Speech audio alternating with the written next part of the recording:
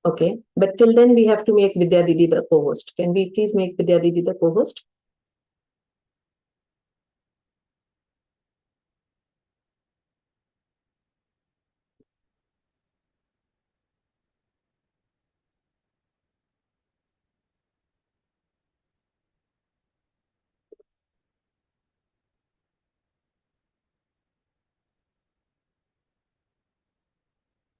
Shri Krishna is testing all of us, isn't it? That all of us are waiting. Only Anita Didi is smiling at me. Yeah, yes, Bhaiya. Yes, Krishna is testing. Srinivas Bhaiya, can we please make Vidya Didi the co-host?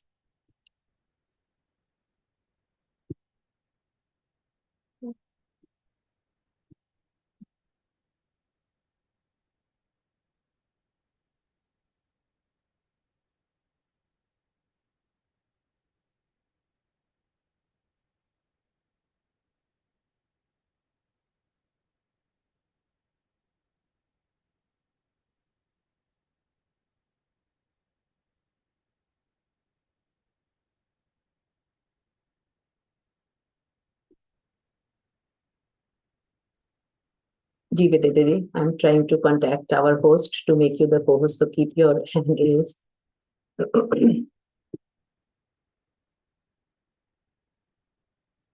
Okay.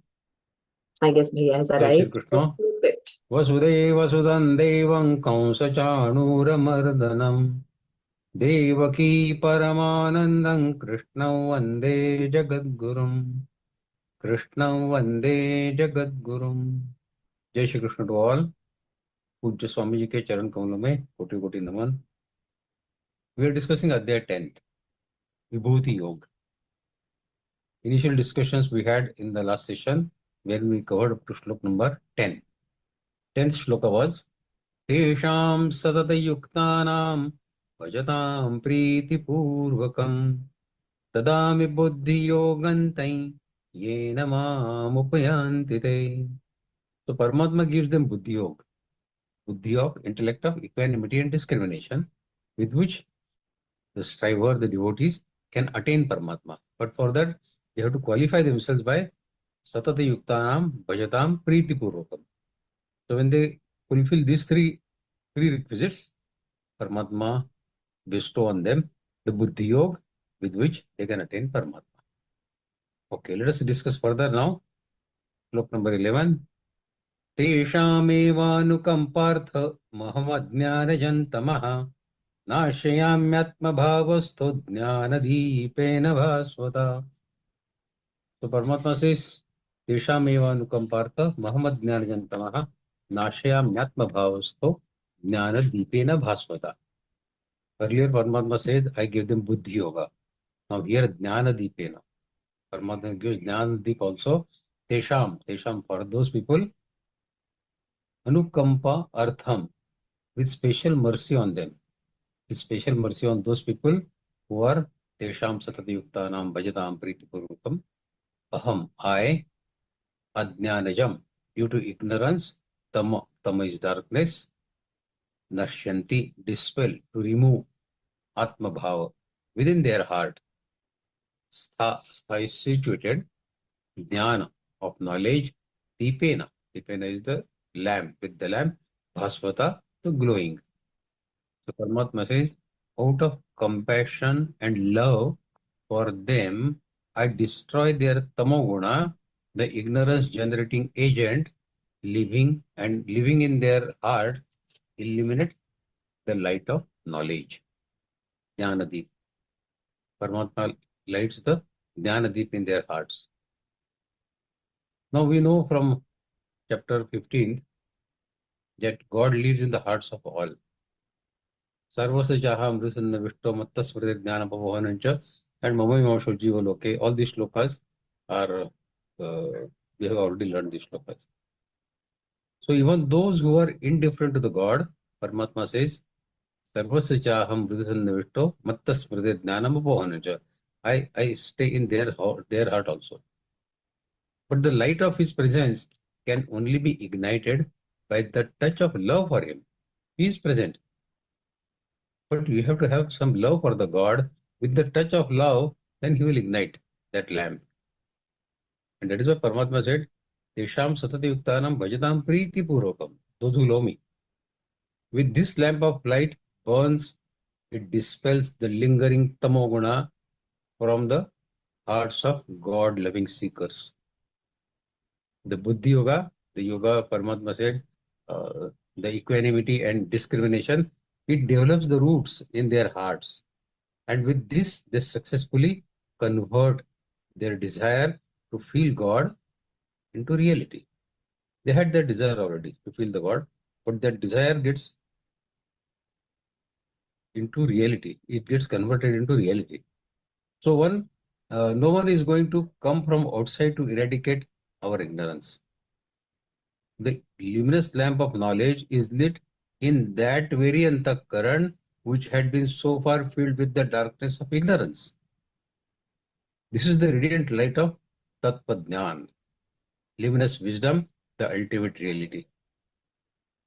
Thus, let us all know that be it meditation, be it contemplation, that means manan chintan, or remembrance, nama japa, these are all the preparations for arrival of the transcendental moment which the effulgence of light will awaken in our own antakaran. See, Lord confers on his devotees karma yoga, dadami buddhi yogantam, through intellect of equanimity. We said this in 10th sloka, dadami buddhi yogantam. And also now in this sloka, Paramatma says, jnana dipena bhasvata. I lit that lamp of jnana in their hearts. So Paramatma is giving us jnana yoga and karma yoga, both. We have learned two types of prakriti in 7th adhyay, jnana vijnana yoga. One is the apara prakriti of Paramatma, the lower one, and one is the para prakriti, which is the higher one. Both are Paramatma's prakritis only. In karma yoga, there is dominance of apara. Apara is the world, Srishti, cosmos. Because we are doing the work for the outside people. We are doing work for the people in the world. So there, the karma yoga is more useful. We have to do karmas for others in the world, which is apara prakriti of Paramatma. So God showers his grace and confers karma yoga to enable his devotees performing nishkam karma yoga for the world. And further grace from God comes in the form of jnana yoga. As per the sloka, 11th sloka, jnana dipena bhasvata, in which there is predominance. In jnana yoga, there is a predominance of para prakriti, because you want to know the atma jnana and paramatma jnana, nothing to do with world much. So one was karma yoga, which are more related to the outside world, because you are doing most of your karmas for the outside world. But that you have to do with nishkam bhav and with equanimity. So that yoga Paramatma has given you in the 10th sloka. Dadami buddhi yogantam. Now in this sloka, dhyana dipena bhasvata. In dhyana yoga, there is predominance of para prakriti, because you want to get attached to your atma and to Paramatma. So there you need the light of jnana. That is given by Paramatma. Now we have got both. Having attained karma yoga, good to the world is done by karma yogi with that karma yoga. And having attained jnana yoga now, devotees, I am body feeling, the identification with the body, it also goes off. And he identifies himself as all pervading soul, the fragment of Paramatma.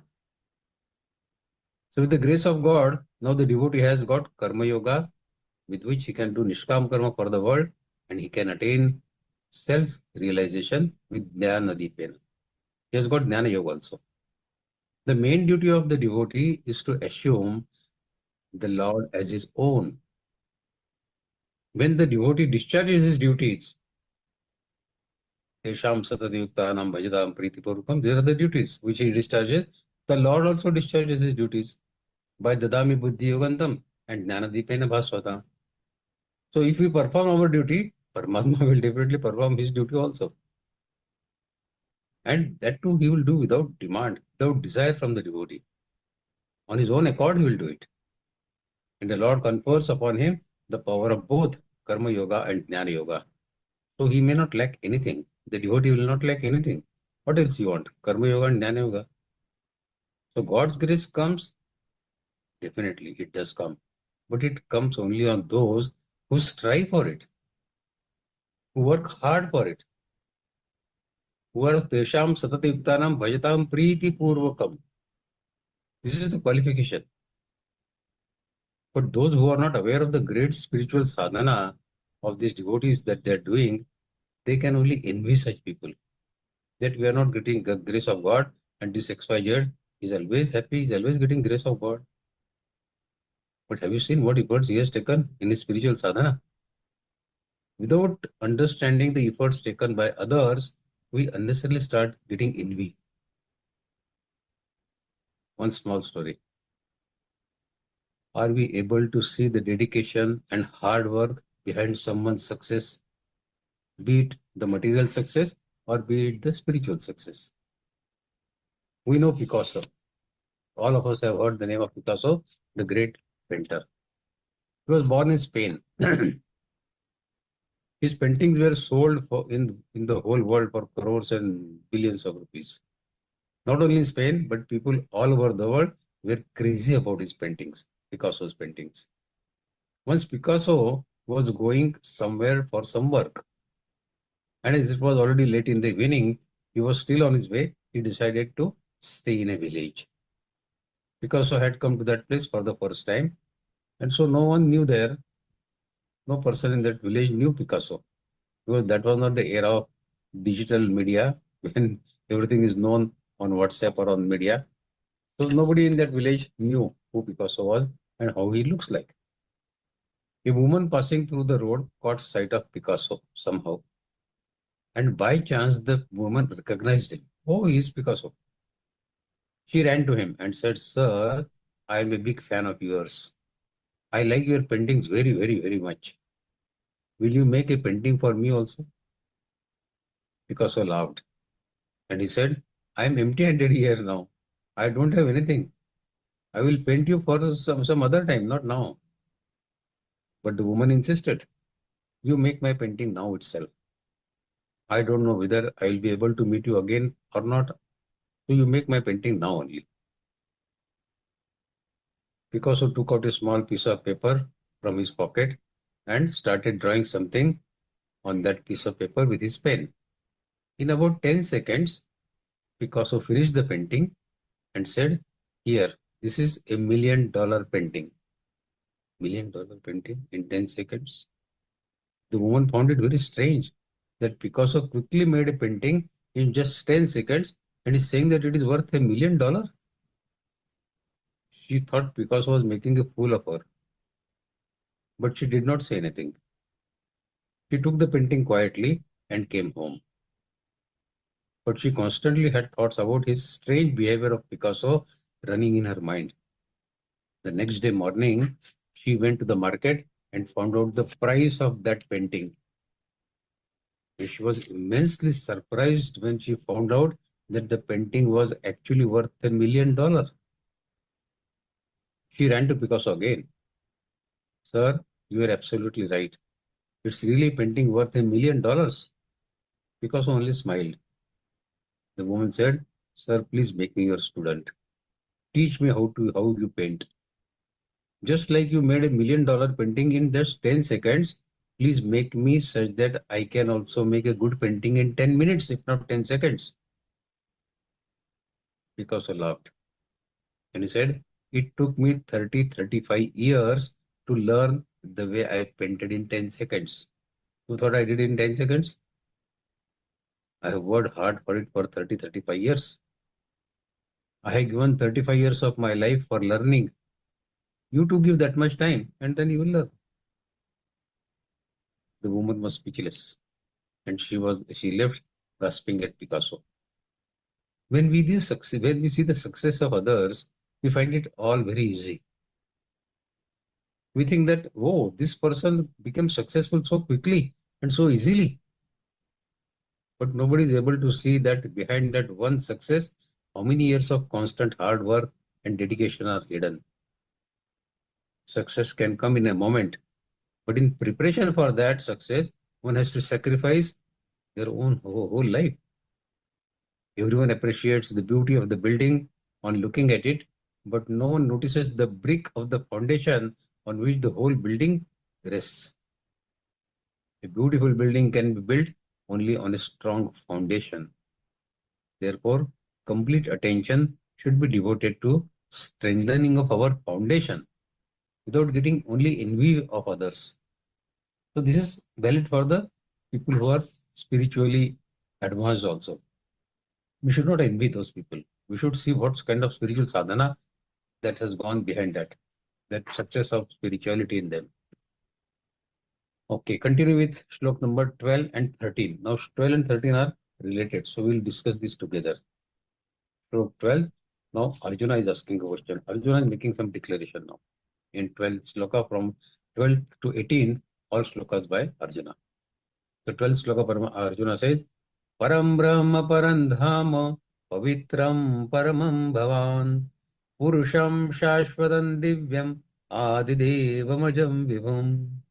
And 13th sloka, Ahustvam Rashayas Sarve Devarshir Naradas Tatha Asito Devalo Vyasas Swainchaiva Bravishime. Now Paramatma has already said Tesham Eva Nukampatra and all Tami Buddhi Yogantam and Dhyana Dipena Bhaswata. In this sloka, Arjuna is asking Param Brahma, Param Supreme, Brahma, Param Brahma, Param Supreme, Dham, the refuge. Pavitram, you are pious. Paramam, Supreme. Bhavan, one means you. आप बोलते हैं हम हिंदी में आप, so you, Bhavan. Purusham, Shashvatam, Shashvatam is eternal. Divyam, transcendental. Adidevam, original God. Ajam, unborn. Vibhum, omnipresent. So Param Brahma, Param Dhama, Pavitram, Paramam Bhavan, Purusham, Shashvatam, Divyam, Adidevam, Ajam Vibhum. To quickly know the word-to-word meaning of this sloka, then we'll discuss both the slokas together. It means Arjuna is saying to Lord Krishna, overwhelmed with all the explanations given by Lord Krishna, overcome by deep reverence. Now Arjuna says, you are the Parabrahma. You are the Parabrahma, the supreme power. You are the supreme source, the supreme purity, the eternal divinity, the self-effulgent eternal Purush. You are birthless and you are omnipresent. All these adjectives, Arjuna is overwhelmed, so he is saying one after the another. You are the Parabrahma, you are the supreme force, the source, you are the supreme purity, you are the eternal divinity, the self-effulgent eternal Purush, you are birthless, you are omnipresent. So these are all the things he has said. Now in slok number 13, what he has said is this. Slok 13 we have read already. We'll read it once again and discuss the word-to-word meaning of that slok, and then we'll discuss both the sloks together. In 13th sloka, Arjuna had said, Ahustva mrishayas sarve devarshir naradas tatha asito devalo vyasas vainchaiva bravishime. So Arjuna says, you have been saying about this, but ahustva, ahu means to say, tvam, of you. Rushay is the Rishis, sages. Sarve, all. Devarshi, the sages among demigods, Devarshi. Narada means Tatha is also. Asito is the name of a Rishi, Asit Rishi. Deval was one other Rishi. Vyasa, Maharshi Veda Vyasa. Swayam is personally. Cha is also Bravishi. Bravishi means you are saying, you are explaining. To me. So in 30th sloka, Arjuna says, all vulnerable rishis, all divine Rishi Narada, also great rishis Asita, Devala and Maharshi Vedavyas proclaim your glories. And now you yourself are saying the same to me. I have heard these other rishis talking about you like this, about the Parabrahma, but now you are also saying the same thing to me. And before he had said, you are Parabrahma. So these are all the things which these rishis have been saying, which Arjuna knew. that you are Parabrahma, you are Supreme Source, you are your supreme purity, you are eternal divinity, the self-effulgent eternal Purush, you are birthless, you are omnipresent, all this. So he says all these Rishis have also been saying the same about you, and now you also have said the same thing about you. So we have to note that the divine glories or the manifestations are not visible to the world. As God is not visible, though he is omnipresent. God is omnipresent, he is there everywhere. But is he visible? No, he is not visible. So similarly, most of the glories too are not visible. God has declared in earlier slokas that even the demigods and devas, rishis, they don't know him and his powers.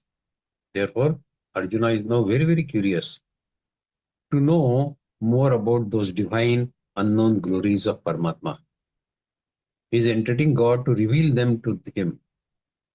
It may be understood that the divine manifestations cannot be understood without knowing the God or without his blessings.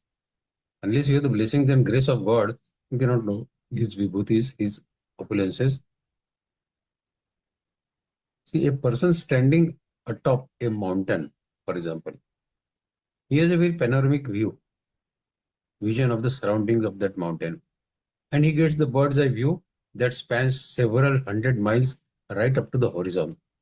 You are on a tall, very, very high mountain. So you can see the area around you to a very long distance.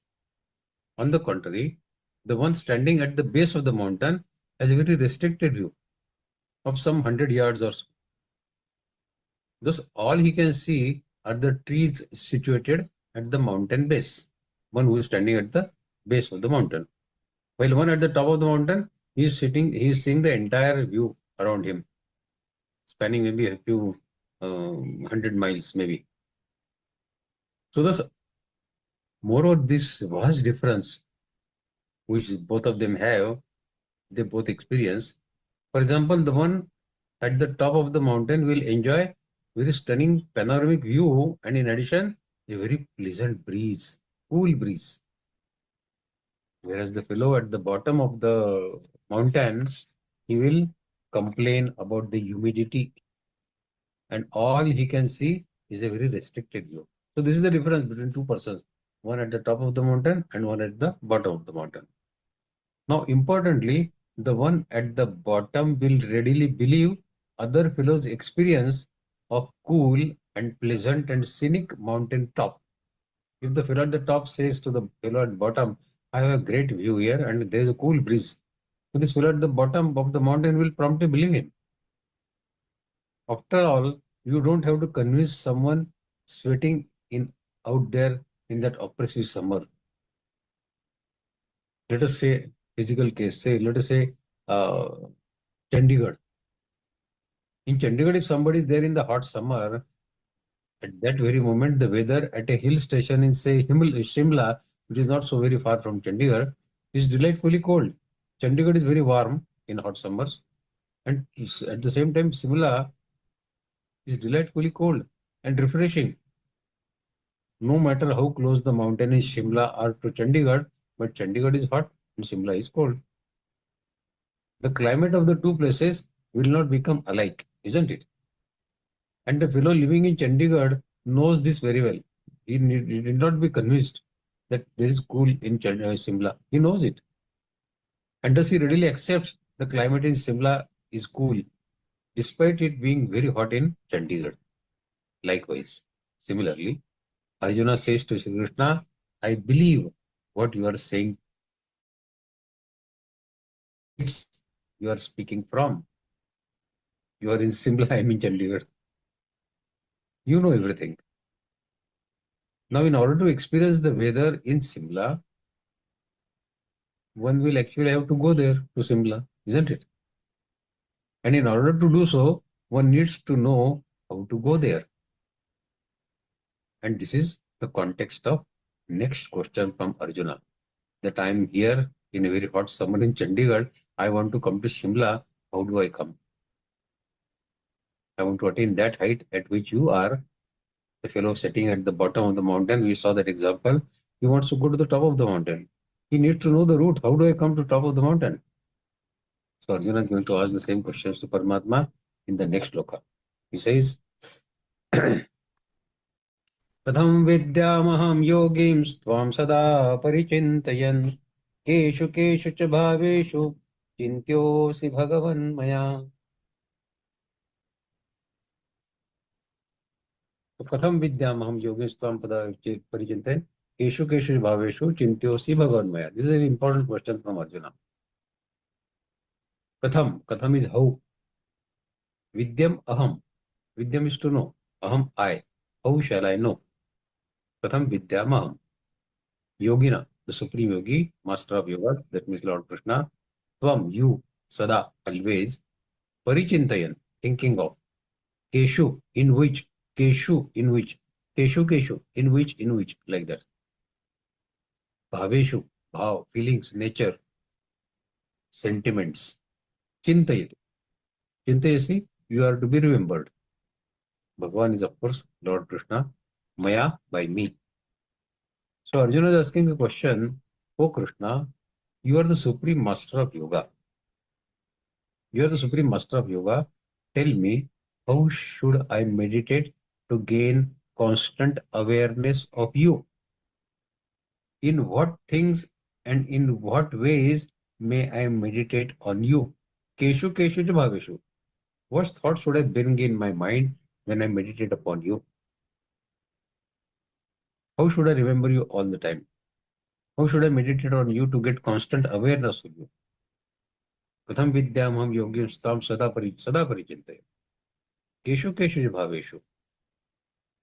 Chintyosi bhagavan maya. So in short, you are at that height, top of the mountain. I'm here at the bottom of the mountain, or I'm here in Chandigarh. You are there in Simla. How do I travel from Simla to Chandigarh to Simla? Or how do I come from bottom of the mountain to the top of the mountain? Now Arjuna is getting more anxious.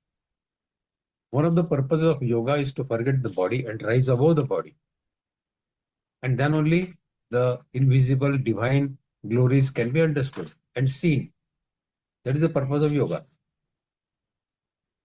Through our senses and mind, we can hardly know the great glories and power of God. It is Indratit, beyond Indriyas. Therefore, Arjuna needs more inspiration by knowing more divine glories to reinforce his dedication in his quest of God knowledge. Arjuna says, you have described your state of being, but what about me? You have said you are Parabrahma and all that. Okay, very good, fine. I understood all that. But what about me, Krishna? I am still embroiled here in the attachments. I still worry about my near ones and dear ones. I am still scared to fight the war. Look where you are, look where I am. So how can I constantly remember you? How can I contemplate upon you? Do cast an eye upon my dismaying condition also. Tell me, how can I join you in Simla? How do I come to your height? See, it is not enough to meditate on God for an hour or so, or for a day also. We must learn to meditate on Him. Arjuna says, Sada Parichintayam. So, once or twice is not enough, or a day or two is not enough. Sada, always.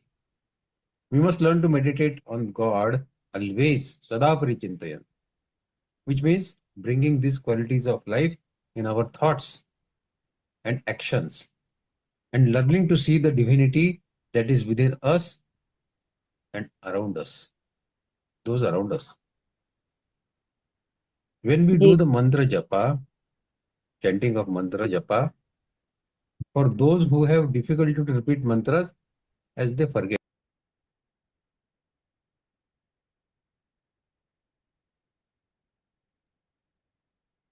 Jai Shri Krishna. Once again, my sadhak, respected sadhaks Bhaiya is trying to rejoin because I think again there was some internet connectivity issue. So I'm requesting Bhaiya to he's joining from another device. So please let's just sit together and wait for Bhaiya to rejoin.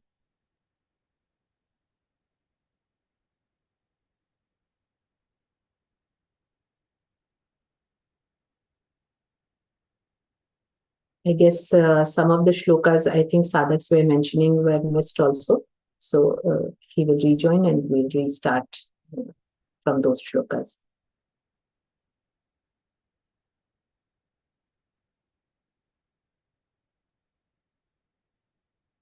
Today is Chaturdashi and Krishna is playing these games with us, and he has his certain ways of just playing because he is Natkat. We all know how Krishna can be, and since it is about his Vibhuti, and like Bhaiya was saying, we are sitting at the bottom of the hill, remember? So we are finding it humid and all, and he is enjoying all the breeze and all our discomfort. So let him come forward, and Vikas Bhaiya will rejoin, and we can restart from the shlokas that were missed.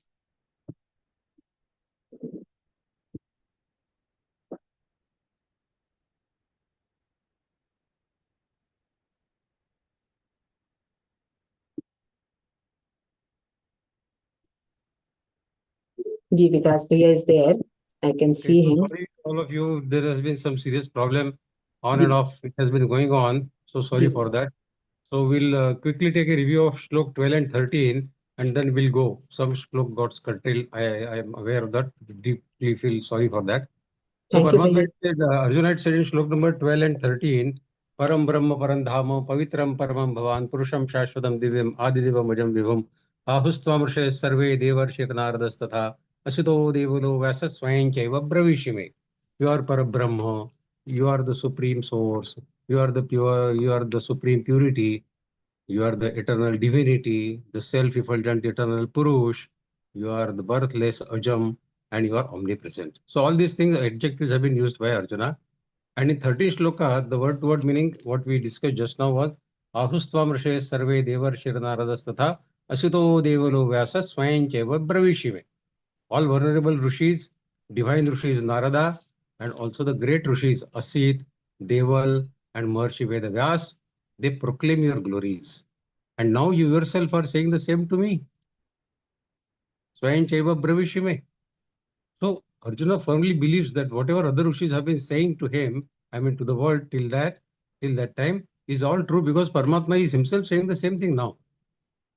God glories are in the earlier shlokas have been heard carefully by Arjuna now. And Arjuna is now mentioning the same divine glories to God as if being hypnotized by the Lord's words. When you're getting hypnotized by somebody, you are repeating his own words. He has told you the same thing and you are again saying the same thing to him. You are getting hypnotized, isn't it? So being Adideva, Adiyajna, eternal, omnipresent, God is the vast, invisible source of this entire visible and expanding universe. It is indeed great wonder even to people who are jnani, who are wise, to know about the God. Arjuna was an ardent seeker of moksha. All that he wanted was moksha. And that's why he didn't want to kill people who were his relatives, because he thought he will get papa and not moksha. So he was indeed fortunate Rajarshi. Arjuna himself was a Rajarshi. He was a prince after all, no? So who is getting the rarest of rare benefits to get encouragement for progress on the path of Nishkam Karma Yoga from the God himself, Lord Krishna himself. And being Rajarshi, he was already aware of some of these divine glories of God acclaimed by Shastras, Vedas, and great rishis, including Maharishi Vedavyas, Narada, Asit, and all those. Spiritual instructions and personal guidance are a positive help for that rare pursuit of moksha, which Arjuna was getting. Now, Arjuna's words here emphasize the unity of all religions. All the great spiritual teachers speak of the same reality and inspire us to strive for the same supreme goal of attaining Paramatma. All have come to tell us of our divine part within us, that Paramatma is in with you only. Your Atma, your soul has a fragment of Paramatma. But for some curious reasons, it is very difficult for us to accept our divine nature. Oh, God in me, how is it possible? We say like that. When the spiritual masters say that the kingdom of heaven is within us, we say there must be some mistake in what you are saying. How can the kingdom of heaven be in me? Is it possible? So it is to convince us that our real self is always pure and eternal, that the men and women of God, they keep arising among us. And repeating the good news is that the source of all joy and all security is right within us. You listen to the lectures of Pujya Swamiji and you will realize that the representatives of God are among us. Arjuna is one such God-sent and blessed person. Further, slok number 14 and 15, now we will take this slok together.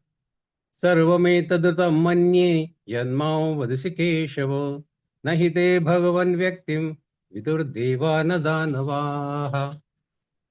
Keshava, what you tell me, I accept as the truth, ultimate truth, in totality.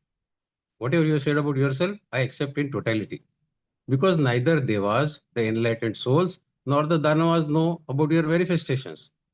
So who knows? Only you know.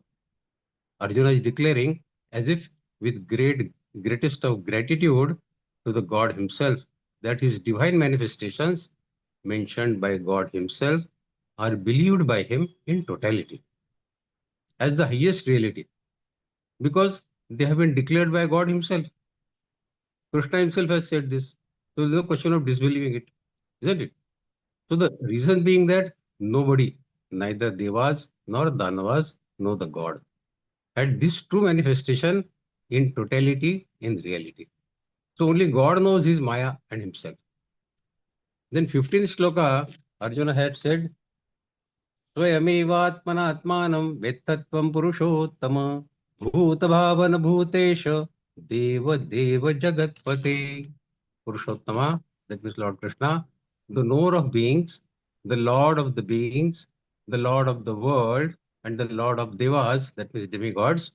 Only you know yourself by yourself. Swayameva atmanatmanam vettatvam purushottama. Purushottama, only you know yourself by yourself. Nobody knows. Now Arjuna is declaring that nobody can know the God, who is the creator and the Lord of all beings, of all gods, and the entire universe, of course. So how can the creatures created by the God will know the God himself? Very difficult. We discussed it last time. Do we know the birth of our father or forefather? We were there that time? No, we don't. We don't know that how they took the birth.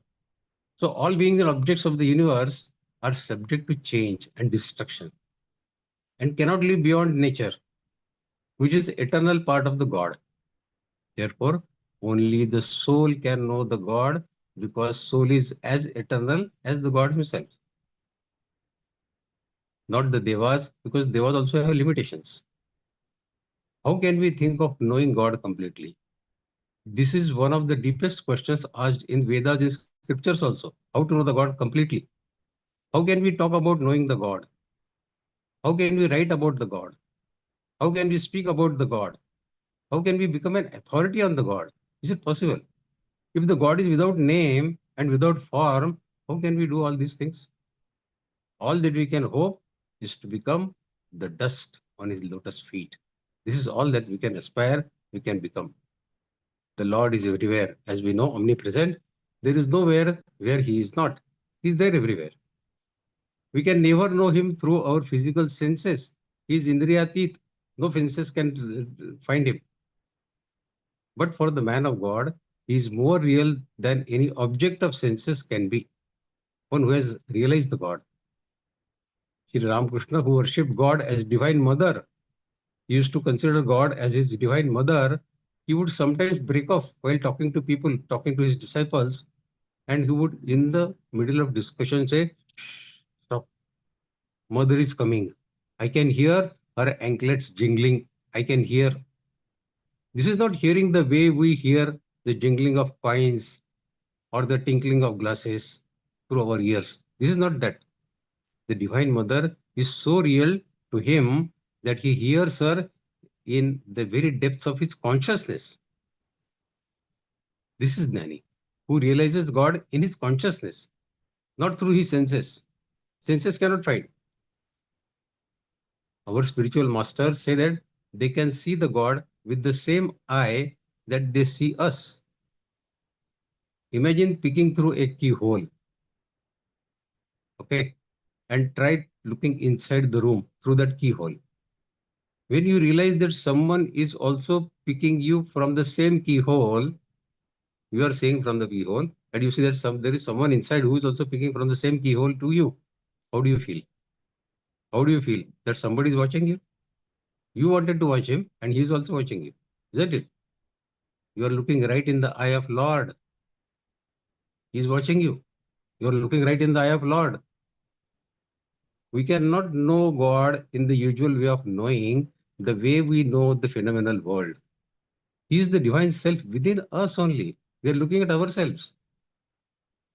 And it is by identifying ourselves with our real self of ours that we can realize the God. So Atma Jnan is equivalent to Brahma Jnan. Because ultimately, Atma is a fragment of Paramatma only. So knowing soul realization is knowing the God. Picking through that keyhole and somebody looking at you, you are looking at your own Atma. You are looking at yourself. So this is Atma Jnan.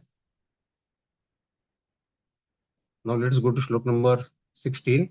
वक्तुमर्हस्य शेषेण Divya ह्यात्मविभूतयः याभिर्विभूतिभिर्लोकान् इमांस्त्वं व्यप्य तिष्ठसि.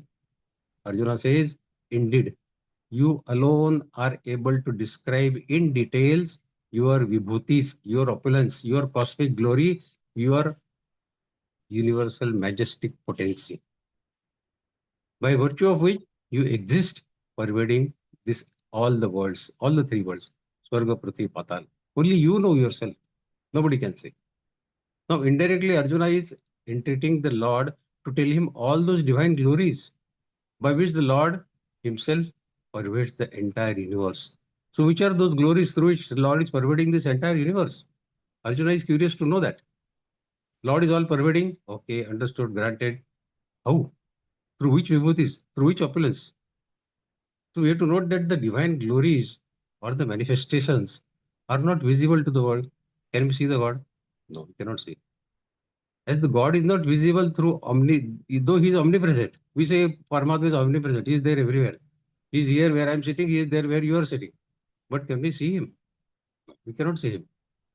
Similarly, most of the glories too are not visible. We have to identify. We have to know.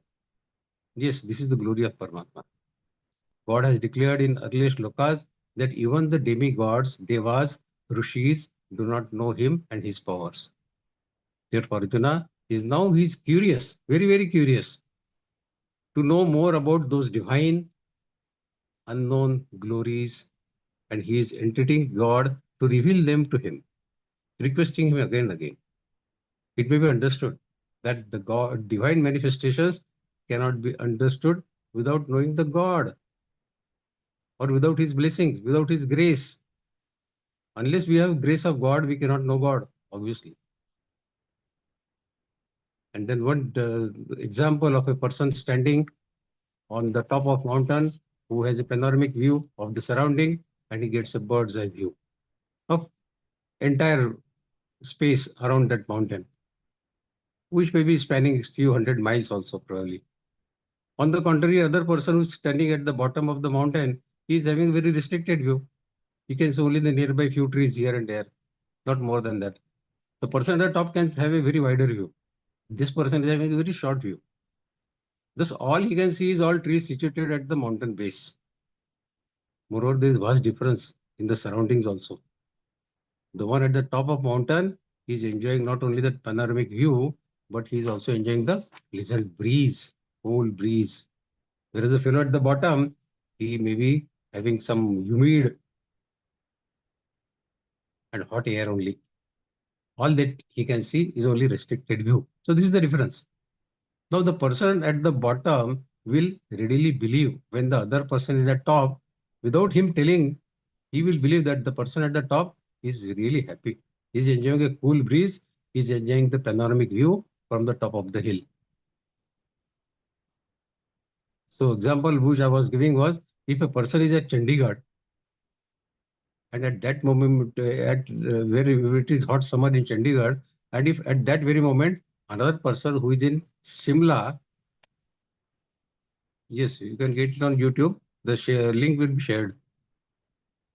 So if other person is at Shimla, then Shimla and Chandigarh are two climate-wise different places. Distance-wise, they may not be too much far off. But climate-wise, they are different, isn't it? So the fellow living in Chandigarh knows this very well. And thus he readily accepts that the climate in Shimla is much cooler than the climate in Chandigarh. Despite being hot in Chandigarh, he can realize this. Likewise, Arjuna says to Sri Krishna, I believe what you are saying because I know the lofty heights where you are speaking from. You are at a much higher level than me. I am a small man. You know everything. I don't know anything. So in order to experience the weather in Shimla, one will have to actually go to Shimla.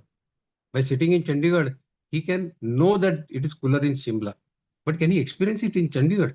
No. For experiencing that, you will have to travel all the way to Shimla.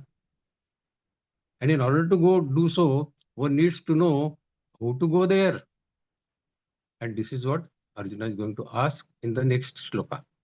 So 70 sloka, Arjuna is asking the way, how to remember God and reach to his level.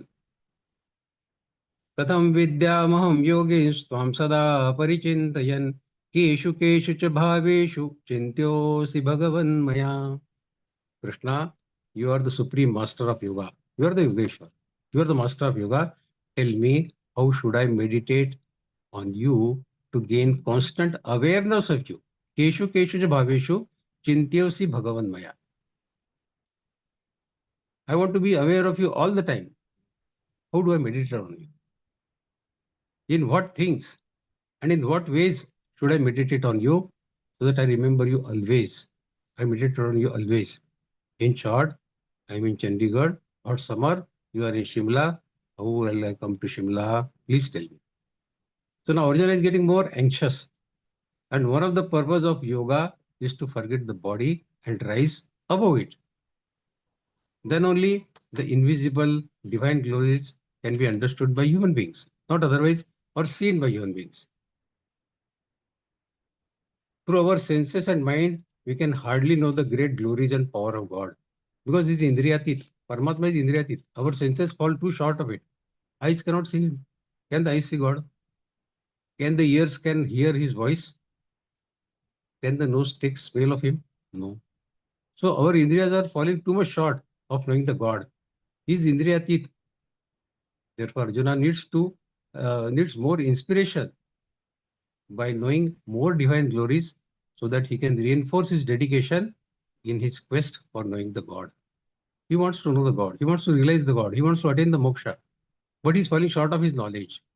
And he's repeatedly asking Paramatma to reveal his glories so that he can attain that knowledge of God for realizing him. Wherever he sees, he will realize, yes, this is God. So how to realize? Keshu keshu bhavesh. Arjuna says, you have described your state of being to me, but what about me? I am still in this attachment. वो मेरा काका है, वो मेरा मामा है, वो मेरा भाई है. I am all these attachments.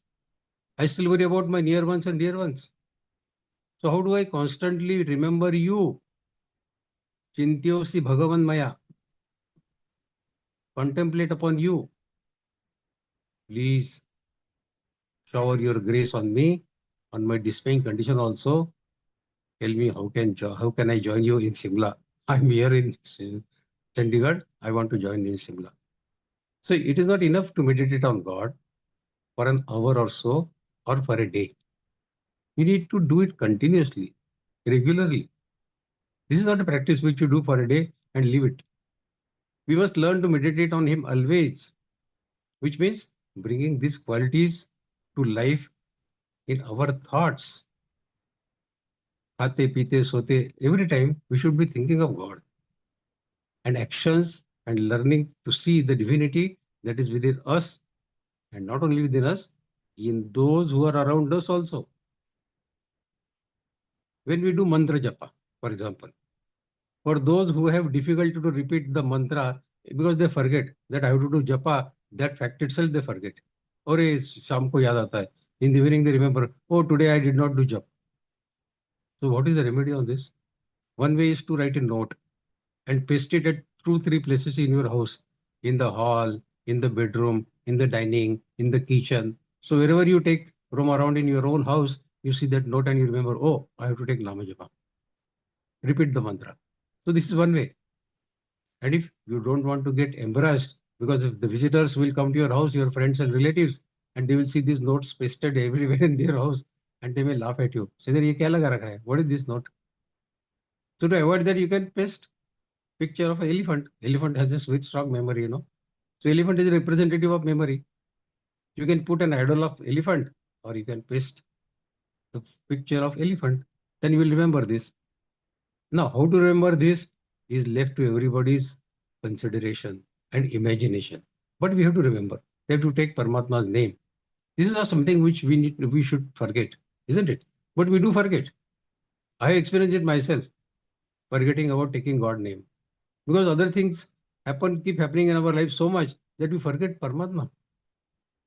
This should not happen. This should not happen. We should train ourselves not to forget Paramatma under any circumstances.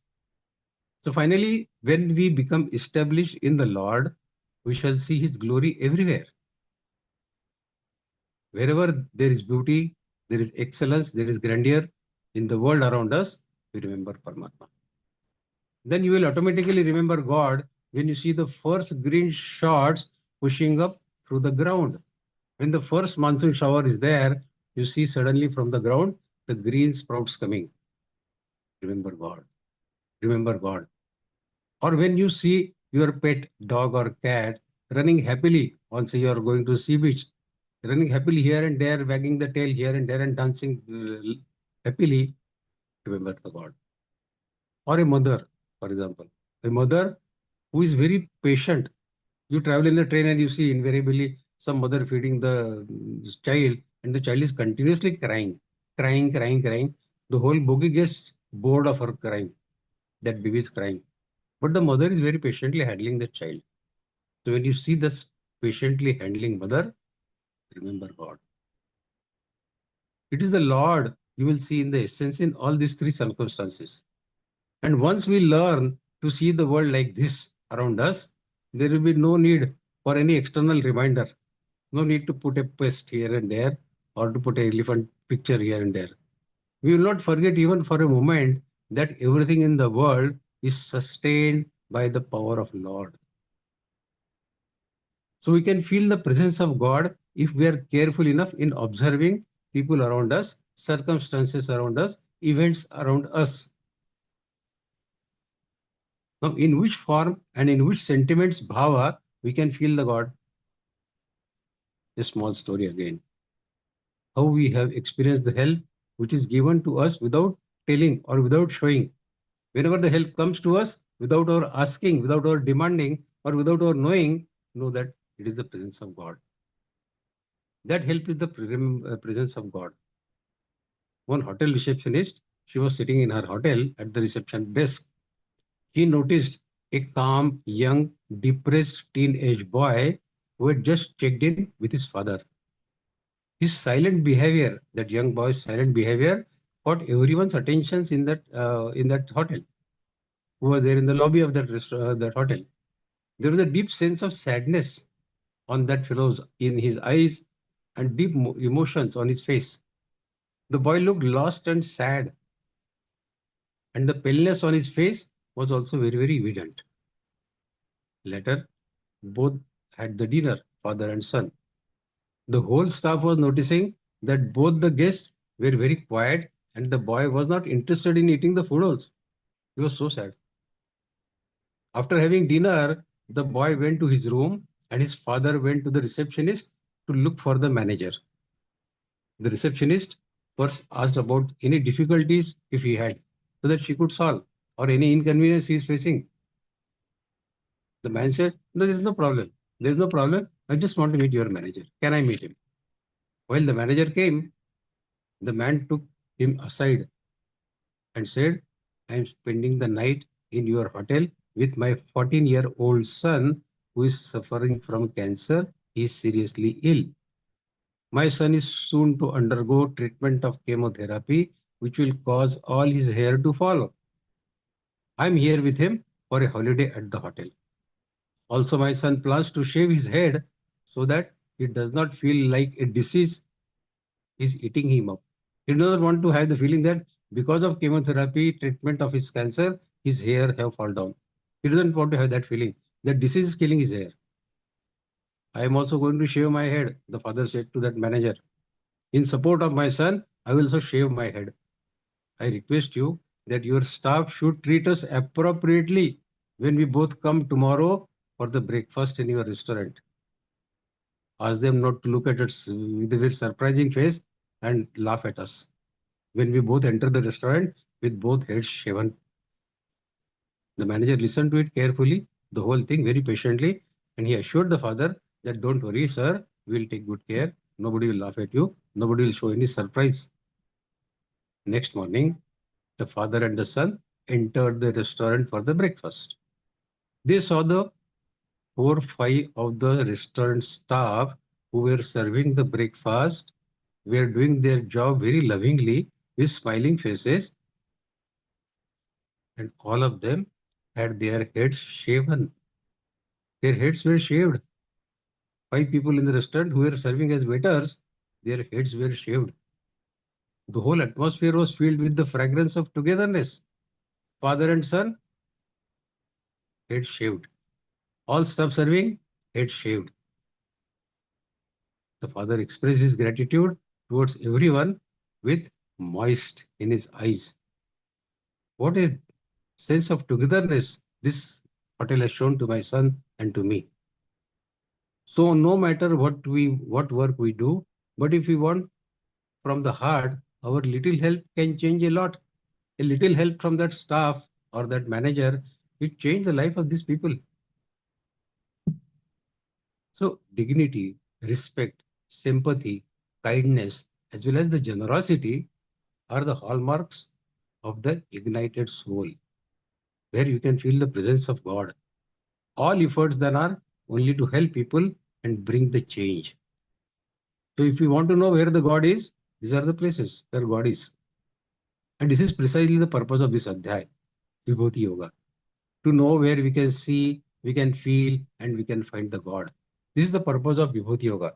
When we learn this Adhyay totally and with full understanding, we will realize that Vasudevam Sarvaiti. There is nothing else other than Vasudeva. Wherever you see, you will see some Vibhuti of Paramatma only.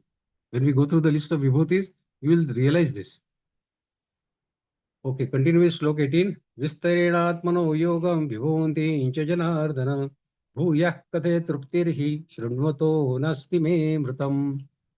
Janardana, that means Lord Krishna, please describe in detail. Vistarena. I don't want it short. Please describe in detail. In short, you have described in 7th Adhyaya also and some in 9th Adhyaya also, which we discussed in the first session. So Arjuna is requesting, please describe again in details your universal majestic power, because I am not getting satisfied. No trupti, no satisfaction. By listening to your glory, listening to your magical words, I am not getting satisfied.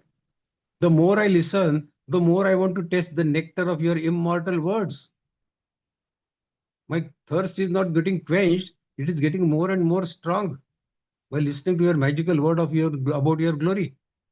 So please don't keep anything, tell everything asheshana, in details. Now various divine glories heard by Arjuna from the divine mouth of Lord Krishna are filling his heart and ears, of course, with the nectar of eternity. Because others can never know such glories and therefore none can tell them. Only Krishna can tell them, and he is telling him now. No wonder Arjuna wants to hear more of these divine attributes from the Lord himself, because nobody in the world knows this, as Krishna himself has said, no Deva, no Danava, no Rishis, nobody knows. So if Lord only knows himself by himself, and the Lord is directly speaking to Arjuna, Arjuna does not want to miss this opportunity of getting to know from Lord himself about his divine vibhutis, divine glories. We can also consider it this way from our point of view. See, there is a glamour in being a member of a royal place, isn't it? Somebody is working in PMO house, PMO office, there is a glory to that. Somebody is working in president's house, okay, there is a glory of that. Somebody is working in parliament also, okay. White House, for example. American President's office, White House.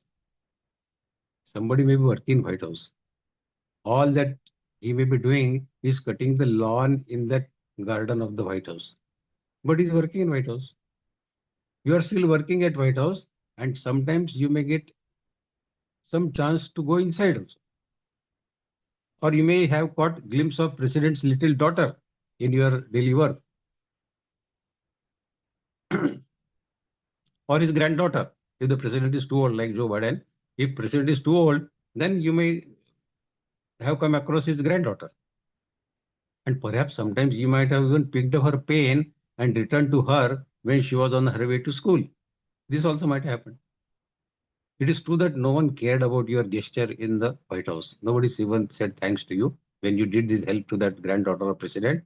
But when you go home, everyone will listen with bated breath about how you picked up that pen of president's granddaughter and how you gave her. What were her expression, how she smiled at you. All those stories people will be deeply interested in knowing. This is what is happening in this shloka also.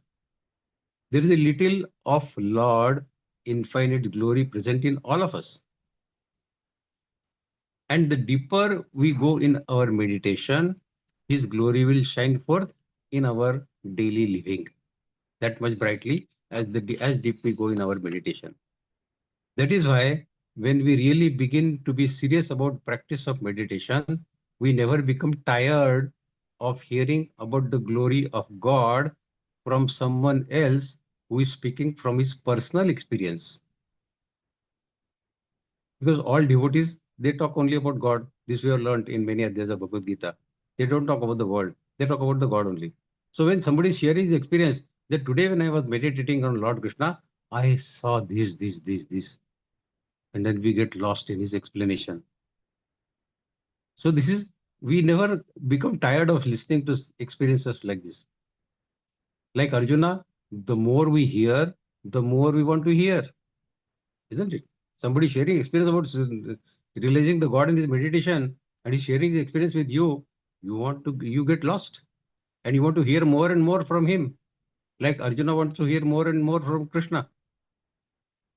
Because every word inspires us to reveal more and more of his divinity that is in all of us. So we also want to realize God.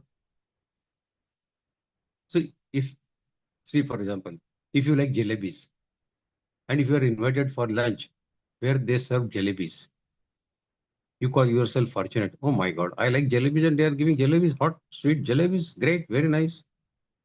But there could be two problems.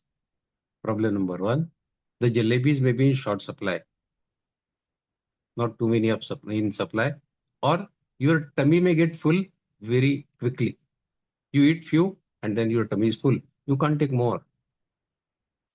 Here, in this case, Vibhuti Yoga, there is supply of jalebis in abundance. Krishna is sharing the knowledge through his jalebis in abundance. Krishna's knowledge is in abundance. And the receiver of that knowledge, Arjuna, his tummy is never getting full, never getting satisfied. फिर क्या है? कृष्ण भगवान जलेबी खिला रहे हैं ज्ञान की, अर्जुन भैया खा रहे हैं. So this is Arjuna's request that please, I am not getting satisfied with your words. The more I listen, the more I want to listen. Continue further with 19th shloka. Paramatma, let us see what he says. Śrī-Bhagavānuvaca Hantate kathayishyami divya-yatma vibhūtayah pradhanyatah kurusreshta nastyanto vistarasya me. Nastyanto vistarasya me. No asti anta vistarasya me. There is no limit to the expansion of my glories, to the expansion of my vibhutis. Lord says, all right, hanta. Hanta means okay, fine, good, all right, hanta. I shall describe my divine glories, but with describe only the foremost and the salient ones, not all, and not in Vistarena. That is not possible.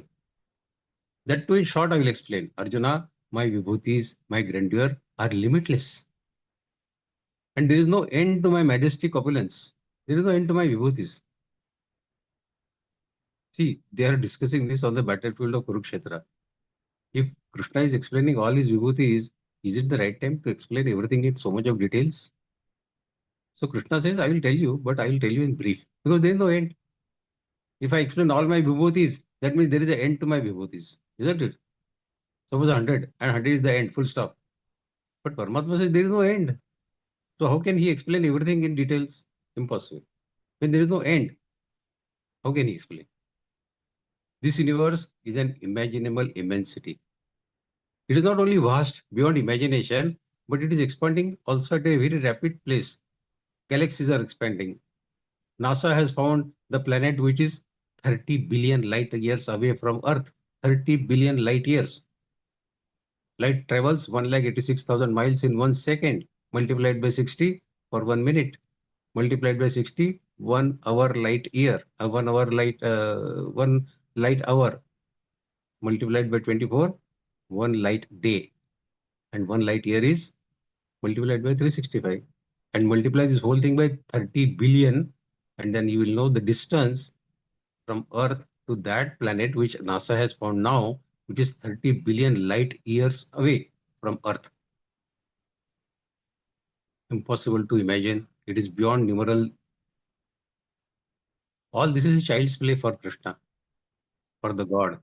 As we will know from the last sloka of this adhyay, when Paramatma will say, all this entire universe, I am holding in my small fragment of mine.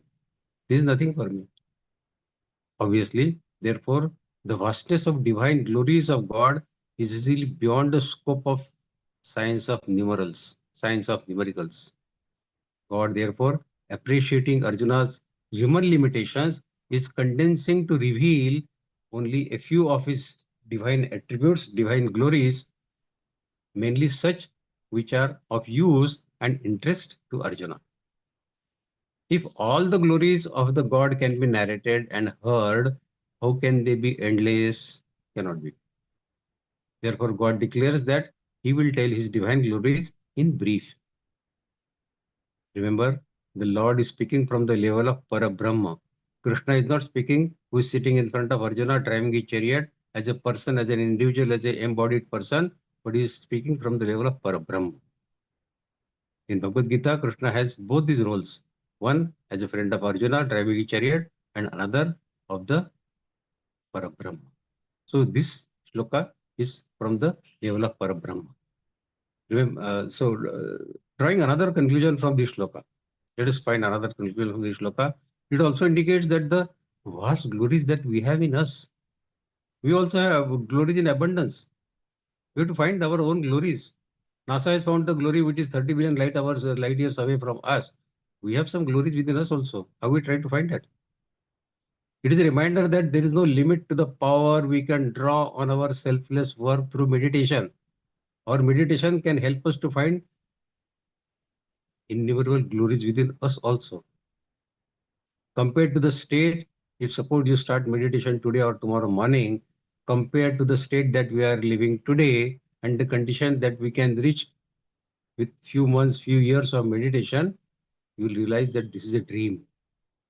What we have acquired through meditation is a dream life. In the next sloka, God will be giving us a glimpse of what the world looks, what it looks like to a person who is awake, who is Jnani.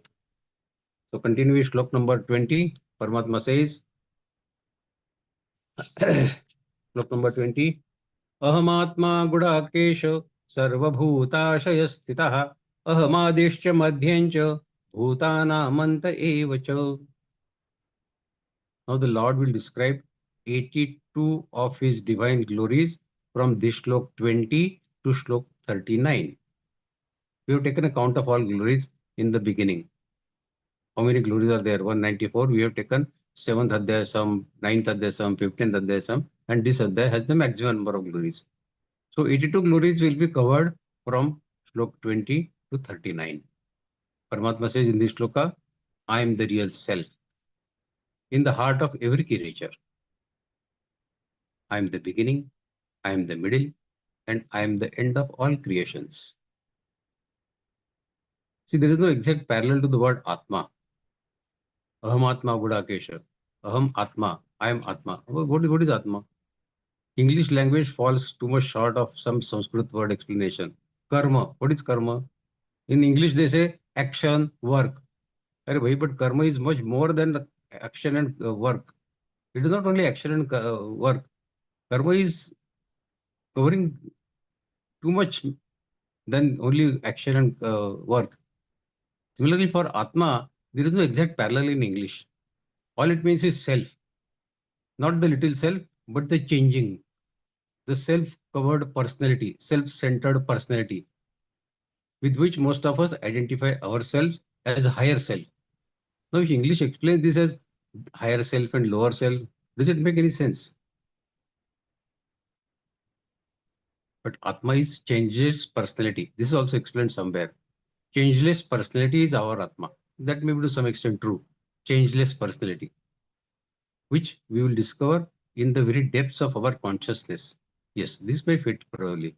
When we describe Atma, that it is our real changeless personality, which we discover in the very depths of our consciousness, is Atma.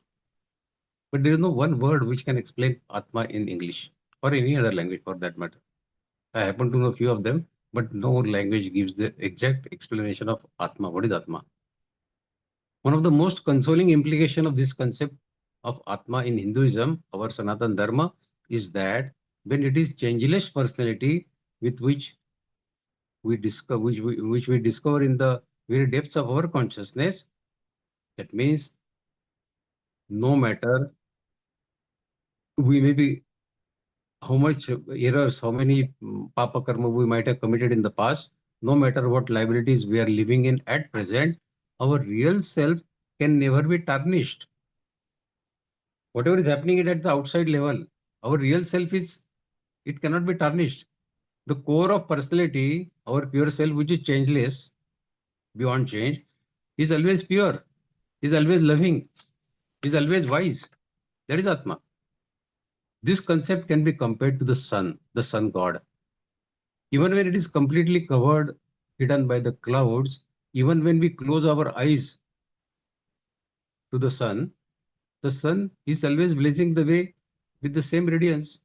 You close your eyes or the clouds cover the sun will put it off. No, sun is blazing at the same radiance that it is doing normally. Similarly, we may not have recognized the splendor of our Atma. It is still as radiant as ever in our heart of hearts. We don't have to make ourselves loving or patient or forgiving to see our Atma. We have to only remove from our superficial personality, which is not our real self. Normally, we move in the society with a mask on our face, which is our superficial personality. So from our superficial personality, everything which is hostile, everything which is impatient, everything that is resentful is to be removed. Then our Atma will get revealed itself. You don't have to do anything then. When all these covers are removed, the beauty of our Atma will shine on its own without our doing anything special. Ahamadishcha madhyancha bhutanamanta evacha.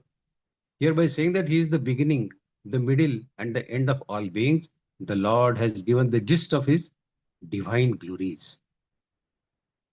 As in ornaments made from gold, there is nothing but gold, though in between they may have different names and shapes.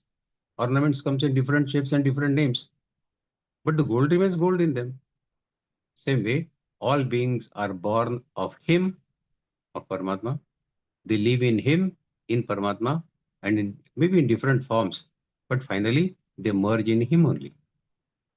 So ahamadishya madhyancha bhuta namanta evacha. Ahamatma gudakesha sarvabhuta shayasita. How should a striver make the use of these divine glories? A striver should think that the Lord has manifested himself in all beings. He is there in all. Sarvasya Hrisanna Vishnu. He is there in all. He is the seed of all of them, the beginning, the middle, and the end of all of them. This means there is nothing else besides God. All is God. Vasudevam Sarvaiti. Now, what is real Atma? As we discuss about Atma and the attributes of Atma, a small story about how to recognize our own Atma. Once a prince, when he was very, very young, 2, 3 years old, he was kidnapped by a band of robbers. And when he was very young, 2, 3 or 4 years old maybe. So he forgets about everything about the luxury in which he spent his few years of his life before, after he was kidnapped by the robbers or the bandits. He forgets his palaces, he forgets his culture, even about his mother and father, he forgets everything. He just grows up as a bandit, learning to master the bow and arrow and to ambush the passerby. And for 20 years, this is the only life for him. Then one day the king's spiritual teacher happens to pass that way, through that place where that bandit was doing his activities.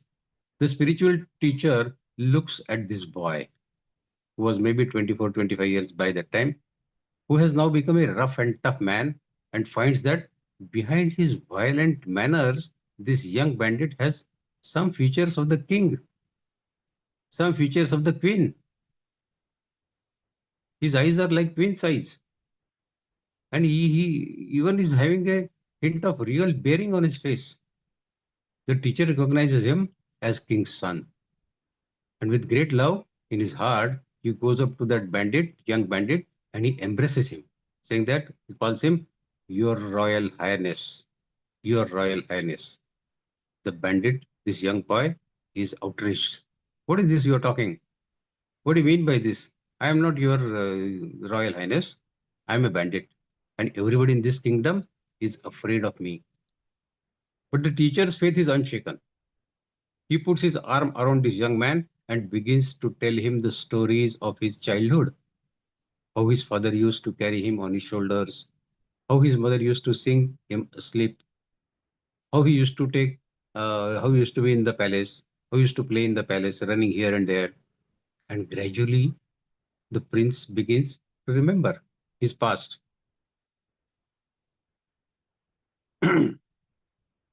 He says to that spiritual teacher, please go on, please go on. I want to hear and more about what you are telling about me. The teacher continues his stories. And finally, in the depth of consciousness, this young man, his memory clears. Now he says, now I recall, he says with his eyes bright and steady and looking a different man now, because he has regained his memory. He has realized what he is.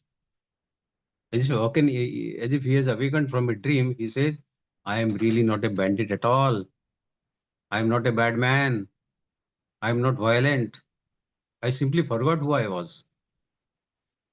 He throws his arms around this teacher, spiritual teacher, and he exclaims, he shouts loudly, you are my greatest friend. You helped me to remember who I am. And truly, a prince now, he goes home to his father with that spiritual teacher. Now this story, what does it tell us? That we are all prince. We are all prince. If we happen to behave like a bandit today, that does not mean we are bandit. We are all prince. We need to recognize our past. We need to recognize our earlier life. We need to recognize our soul, what we are. If we are a fragment of Paramatma, how can we be bandit? We have to be prince only. Geeta is our spiritual teacher. It reminds us what we really are. That is why Geeta is to be studied with complete contemplation, manan, chintan. Then only we will realize what we really are. Otherwise, we will be living like that bandit. Shri Krishna says, I am that real self in all the living creatures. Aham Atma Godakesha Sarva Bhutashayastha. Okay, let us continue with slok number 21 quickly.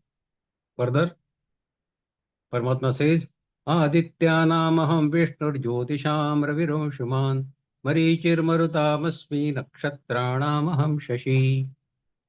I am Vishnu, among the 12 sons of Aditi, and the sun among the luminaries, Jyotisham. Jyotish means not astrology. Jyotish means light emitting bodies, luminaries. So I am sun among the luminaries.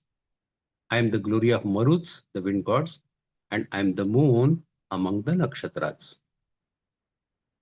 Adityanamaham Vishnu. Vaman avatar of Bhagavan Vishnu is, Vaman was the most important son of Aditi. Among her 12 sons, one was Vaman.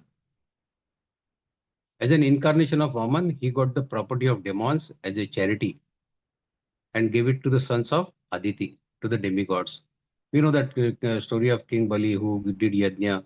Then Vaman Avatar went there as a Brahmin, performed the yajna. Then in charity he has 3 steps. And the king said, okay, take. And this Vaman Avatar, he occupied the Swarga, Prithvi, Patal, all three in these 3 steps, and finally gave it to the demigods. This is the story which all of us know. So that Vaman Avatar, Paramatma says, Aditya Naham Vishnu. That son of Aditi, I am. So that is Vibhuti of Paramatma. Jyotisham Brahma Raviram Shaman. Among the luminaries is moon, stars, fire, everything.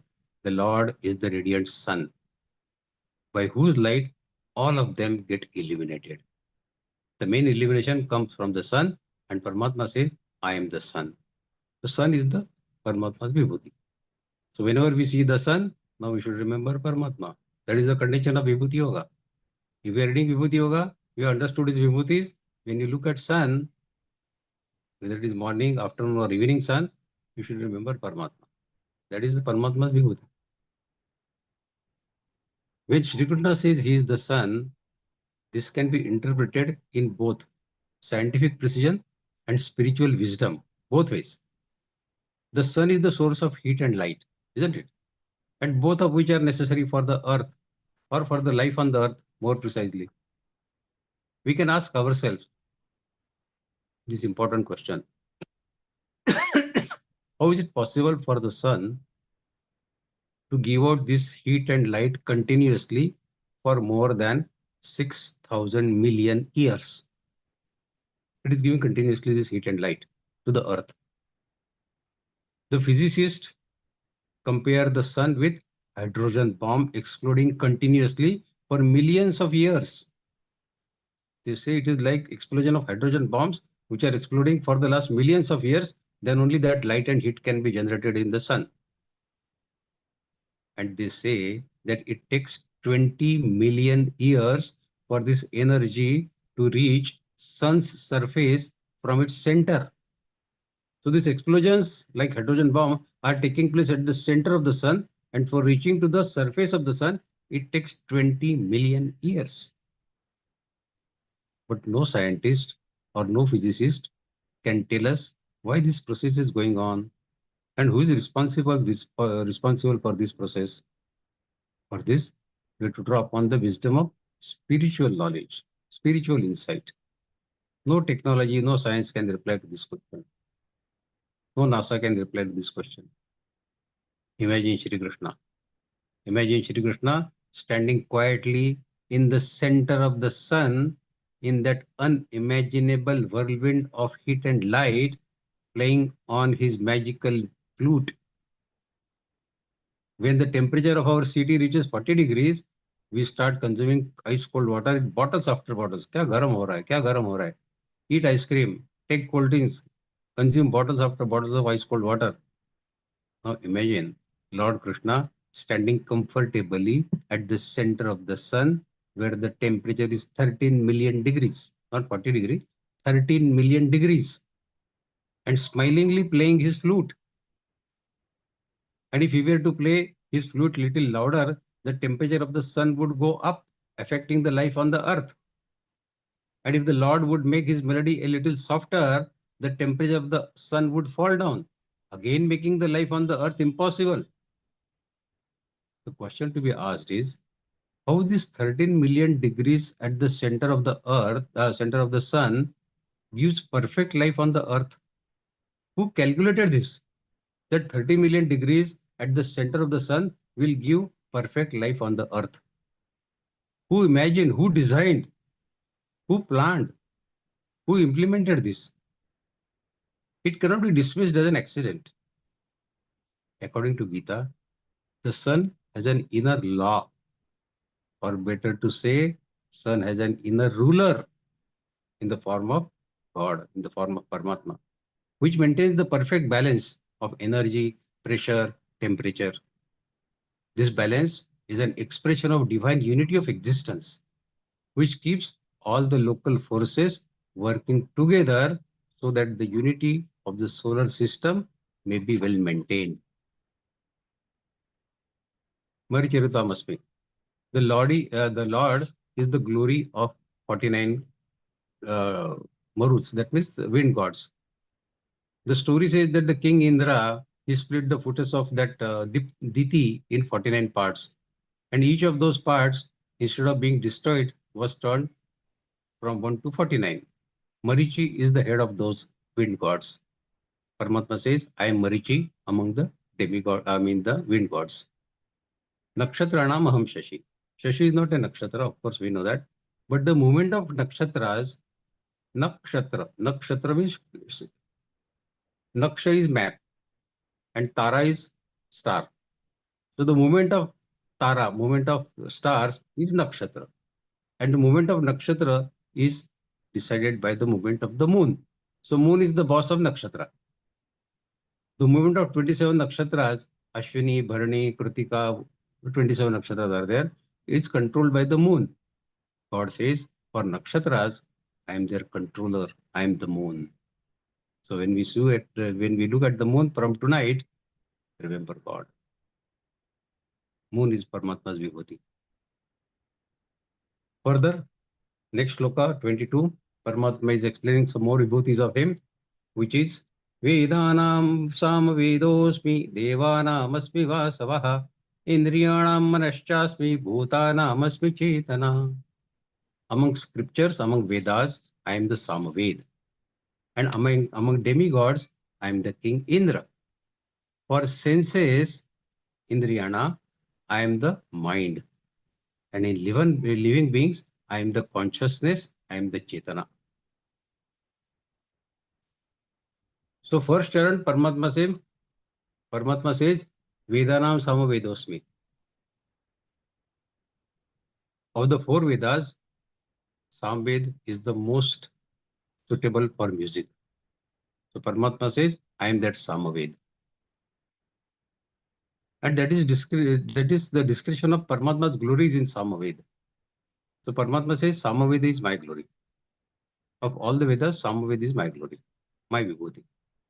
Then second charan, Paramatma says, Devana must be Vasavaha. Vasavaha is Indra. So of all the demigods, Indra is their king, Indra is their chief. So the Lord of demigods is Indra. So Lord Krishna has mentioned Indra as his divine glory. Then third charan says, Indriyanam Manaschasmi. Now, man is not Indriya, but man is the boss of Indriya. No Indriya, no senses can work on their own unless instructed by the mind. Isn't it? The hands cannot move on their own unless the mind instructs. Isn't it? And the mind doesn't work unless the intellect instructs it. So this chain we know from the 3rd, 4th Adhyaya Bhagavad-Gītā. What is the chain between mind, Indriya and all that? So of the 5 senses to function properly, only if the mind remains with them, then only they can function properly. Then only they can identify the Shabda, Sparsha, Rupa, Rasa, Gandha, the sense objects, and can interact with them. On their own, the senses cannot act. So mind is reckoned as Lord's vibhuti, Lord's divine glory. And in the 4th charan, Paramatma says, Bhuta namasmi chetana. See, the difference between a living person and a dead person is that the living person has life, energy by way of consciousness, by way of chetana, while the dead body has none. So this consciousness, this chetana in the body, Paramatma says, that is me, my vibhuti. There was a Marwadi, Shedji. He was weighing around 125 kgs, very bulky fellow. So doctor said, you are overweight. If you don't reduce your weight, you will have serious health hazards. So the poor fellow started walking. He was living on the 4th floor of an apartment. He used to climb down all the stairs in the morning, take a round of 2-3 kilometers, climb up again all those staircases, take shower, go to the shop. He was owning a grocery shop. He used to go there. In the evening again come back. That apartment did not have the lift. So he used to climb again the stairs and go up. One day, in the morning, he went for the walk. After walking for a couple of kilometers, he fell down. Cardiac arrest. Died on the spot. The people rushed to him. And many people knew him because he was a grocery shop owner, and normally the shop owners are well known in their area. So they knew, oh, this Shetty is there having that shop. Okay, fine. So somebody brought the car, 10, 15 people lifted his body with great efforts, put it in the car and brought it to the apartment building. But how to take this bulky body on the fourth floor? How to take him through the staircase? Very difficult. But somehow, some 20, 25 people, by constantly changing their hands and climbing one step, two step, one steps, two step, they somehow managed to take his body on the fourth floor. Half of them thought, we are going to die now. It was so difficult. But the same body, every day was climbing down, taking a walk, going up, again coming down, again coming up. Who is doing that? Paramatma says that Chetana, that consciousness in the body is me. So unless Paramatma Chetana is there, we cannot do anything. We cannot even breathe. So whenever we breathe or whenever we do some karma, whenever we even walk, we should remember Paramatma because our Chetana is Paramatma's Vibhuti. Bhuta Namasmi Chetana. The Chetana in Bhuta Nam, all of us is Paramatma's Vibhuti. So we should remember Paramatma every moment because every moment our Chetana is doing something or the other. Isn't it? So this is the purpose of Vibhuti Yoga. Okay, let us continue with next sloka. Further. Rudranam Shankarashchasmi Vittesho Yaksharakshasam Vasunam Pavakashchasmi Merushikarinamaham. Among Rudras, I am the Shankar.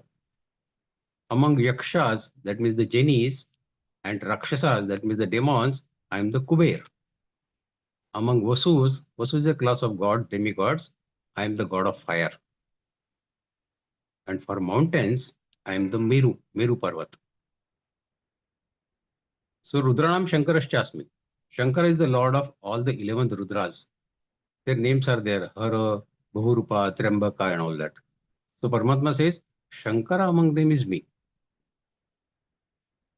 These Rudras are the bestowers of blessings on human beings. So Shankara is said to be the Lord's divine glory.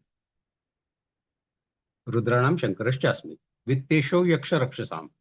Kubera is the lord of genies, yakshas and rakshasas, demons. He is also the lord of fabulous wealth. So he is called Lord's divine glory, Kuber. Vasunam Pavakaschasmi. The god of fire is the lord of 8 Vasus. The 8 Vasus are Dhara, Dhruva, Soma, all that. So he is the lord of them, lord of fire. This god of fire is said to be the mouth of Lord. When we are performing yajna, we offer our oblation on that fire.